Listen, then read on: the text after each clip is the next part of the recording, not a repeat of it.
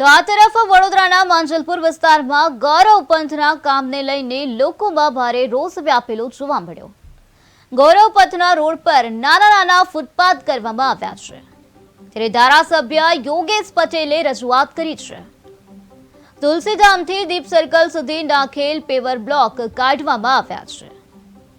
Paver block કાઢવામાં આવ્યા છે તે પછી પણ રોડ જેસે થેની સ્થિતિ જોવા મળી રહી છે।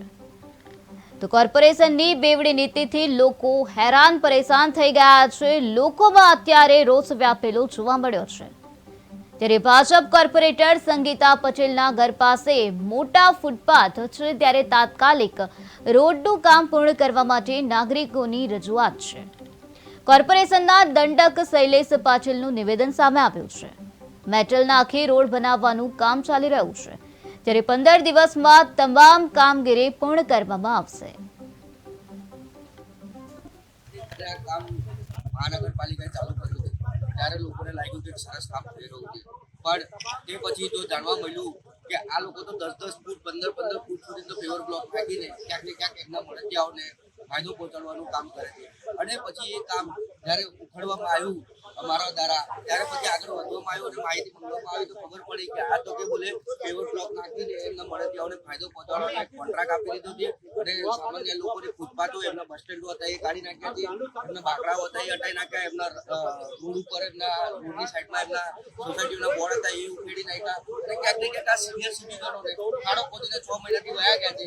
એ લોકોને આવવા જવામાં તકલીફ પડે છે, મહિલાઓને ગાડી કાઢવામાં તકલીફ પડે છે। આ લોકો એક્ટિવા સ્કૂટર લઈ નીકળતા હોય તો એમની બાઇક બી પડી જાય છે। ઘણી વખત અમે તો જીએસબી રાખીને ગયા છે તો જીએસબીના કાંકરા બી એવા મોટા ને ટોચવાળા છે કે આપણે ગાડીઓ પંચર પડી જતી હોય છે, ટાયરો ફાટી જાય અને ક્યાંક ને ક્યાંક આ લોકો ડીઝા બી થતી હોય છે, એકાદ જણતો અંદર પડી ગયા એટલે પંચર બી થયું છે।